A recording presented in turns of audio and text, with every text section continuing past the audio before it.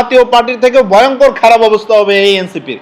জাতীয় পার্টিতে এখন বড় বড় নেতারা আছে, হ্যাঁ, এনসিপির তাদেরকেও খুঁজে পাওয়া যাবে না। আওয়ামী লীগকে পুনর্বাসন যদি বিএনপি চাইতো, বিএনপি আওয়ামী লীগকে নিষিদ্ধের অধ্যাদেশ করতো না। জামাত একটা দুষ্ট রাজনৈতিক দল, যে আওয়ামী লীগকে নিষিদ্ধের অধ্যাদেশ জারি করলো বিএনপি। আপনাদের কি কোনোভাবে সন্দেহ করার সুযোগ আছে যে বিএনপি আওয়ামী লীগকে পুনর্বাসন চায়? এটা আসলে একটা, আমরা মনে করতে চাই যে সে অন্যভাবে একটা উদাহরণ দিয়েছে। সাবেক সদ্য গণ অধিকারের নেতা ছিলেন রাশেদ খান, তো সেই জায়গা থেকে তিনি অন্যভাবে একটা উদাহরণ হয়তো টেনেছেন যে নাহিদ ইসলাম যদি এইভাবে আওয়ামী লীগকে পুনর্বাসন করতে চায়, তাহলে অন্য কেউ যদি পুনর্বাসনের সুযোগ চায় সেটা অপরাধ হবে কিনা। আমার মনে হয় এইভাবেই রাশেদ খান তিনি বলতে চেয়েছেন। যাই হোক, বিষয় ওটা না। আওয়ামী লীগকে পুনর্বাসন যদি বিএনপি চাইতো, বিএনপি আওয়ামী লীগকে নিষিদ্ধের অধ্যাদেশ করতো না। এবং আপনারা আরেকটা বিষয় দেখেন, এখনো যে আওয়ামী লীগের নেতাদেরকে গ্রেপ্তার আছে যারা, তাদের কিন্তু বিচার ট্রায়াল কিন্তু বিচারাধীন হচ্ছে, বিভিন্ন বেঞ্চে হচ্ছে, আদালতে হচ্ছে। এগুলো কিন্তু বিএনপি বন্ধ করে নাই।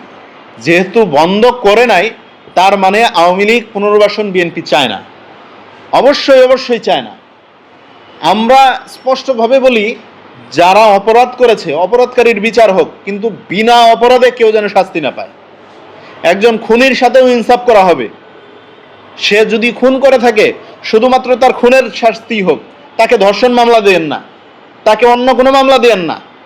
হ্যাঁ, সে যেহেতু যে অপরাধ করছে সেই অপরাধের শাস্তি হোক, অন্য কোনো অপরাধে তাকে অপরাধী করা যাবে না।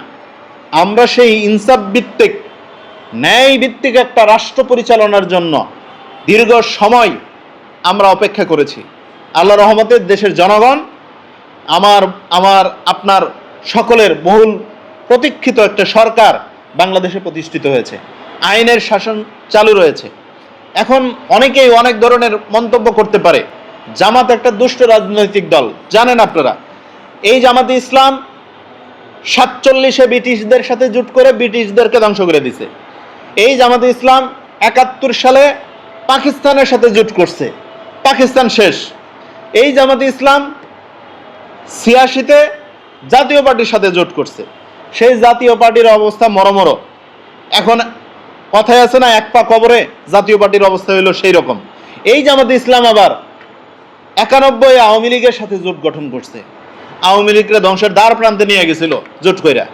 এই জামাতে ইসলাম আবার আইসা 96-এ বিএনপির সাথে জোট গঠন কইরা বিএনপির দীর্ঘ 17টা বছর ক্ষমতার বাহিরে রেখেছে।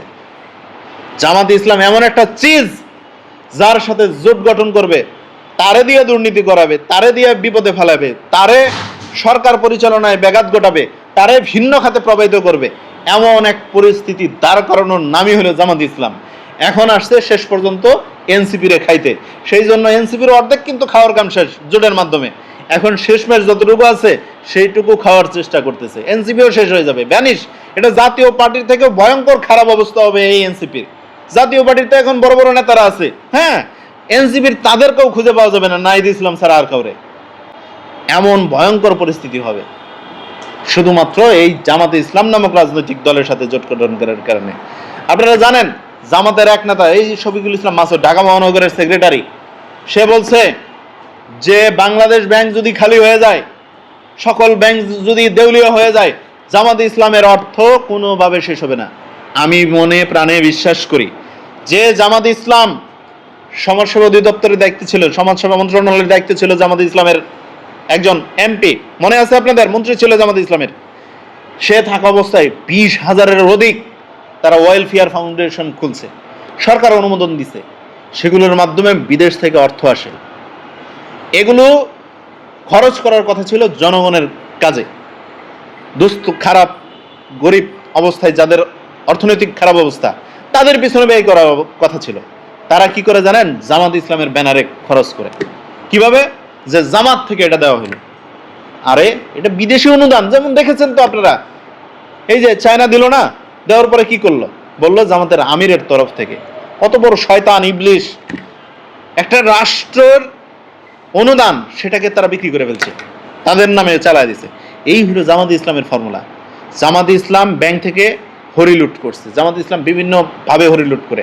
জামাত ইসলামের কোনো মানে প্রতিষ্ঠানে আপনি চাকরি করলে কমপক্ষে 5% তাদের ইয়ানত দিতে হবে বাধ্যতামূলক, জোর করে। মনে হয় এটা ট্যাক্স না দিলে আপনি বাংলাদেশে থাকতে পারবেন না, চাকরি করতে পারবেন না।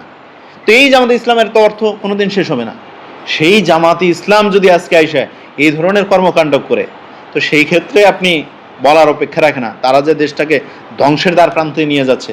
তো শফিকুল ইসলাম মাসুদ যে সত্য কথা বলে ফেলছে কোনো না কোনোভাবে, সেই জন্য তাকে ধন্যবাদ দেওয়া যায়। তো জামাত একটা এমন চরিত্র ধারণ করে, যেই চরিত্র আপনার আমার হওয়ার কোনো সুযোগ নাই। তাদের মতো করে কেউ রাজনীতি করার সুযোগ পাবে না। জামাতে ইসলাম যখন যারা ধরবে তাকে ঘাড় মটকায় ছাড়বে। এখন ঘাড় মটকানোর সুযোগ আসছে, সময় আসছে এনসিপির, অচিরেই ঘাড় মটকায় শেষ করে দেবে এনসিপির।